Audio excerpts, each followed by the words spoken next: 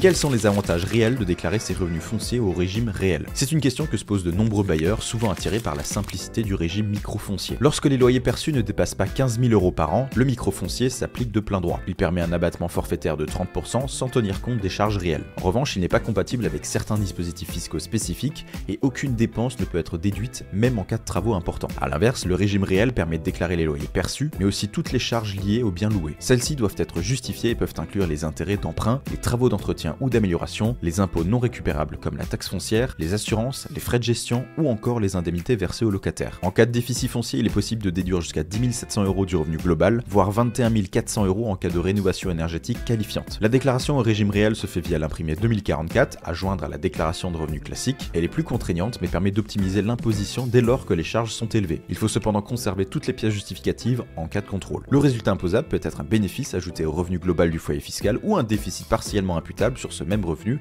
et reportable dans le temps. Dernier point important, les revenus issus de la location meublée relèvent d'un tout autre régime, celui des BIC, et ne sont pas concernés par les règles évoquées ici. À compter des revenus 2025, le régime fiscal des meublés de tourisme non classés sera d'ailleurs aligné sur celui du microfoncier.